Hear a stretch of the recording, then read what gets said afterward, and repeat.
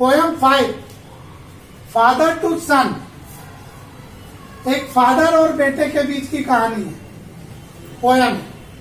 The poem describe the straight relationship between a father and son who are emotionally distant despite living in the same house. कहता है, यहाँ point बता रहा है कि एक फादर और एक बेटे दोनों एक ही घर में रहते हैं, लेकिन दोनों के विचार बहुत अलग हैं। The father express his plan over the lack of understanding. Father अपने जितने भी विचार बेटे को एक्सप्लेन करते हैं वो अपने एक्सपीरियंस से करते हैं। किससे करते हैं? एक्सपीरियंस से, फीलिंग और अपनी भावनाओं से। That is son has become a stranger with different interested had a new vision of life। लेकिन बच्चा जो है वो बनता है एक अजनबी सा, राइट, अलग रुचि रखने वाला। अर्थात फादर के विचार और बेटे के विचार सेम नहीं है। दोनों अगर कहा जाए तो एक दूसरे के प्रतिद्वंदी, अपोजिट है, लेकिन फिर भी एक ही घर में रहते हैं। क्यों? क्योंकि this is the difference between the generation. ये एक जनरेशन का डिफरेंस।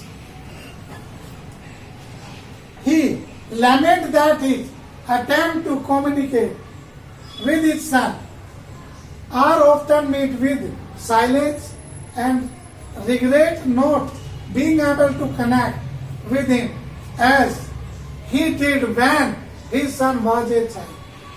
कहता है कि इनके जो विचार हैं, उनकी जो वार्तालाप है, जब अपने बेटे से और बाप बेटे दोनों मिलते हैं तो बचपन में तो एक साथ खेलते थे, बात करते थे, लेकिन जैसे जैसे बच्चा बड़ा हुआ उन दोनों के बीच कम्युनिकेशन भी साइलेंट हो गई, अर्थात बात भी नहीं होती।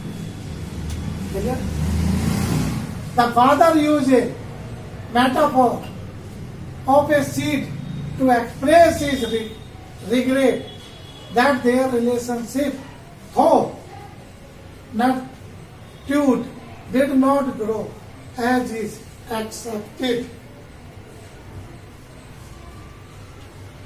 अर्थात आज फादर अपने बच्चे के विचारों को देखकर फील करते हैं कि शायद इसके जो बीज हैं, जो बच्चे के अंदर जन्म ले रहे हैं, वे शायद बिल्कुल ही अलग है।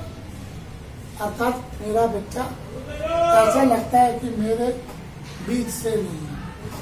अर्थात दोनों में इतनी डिफरेंस आ गई।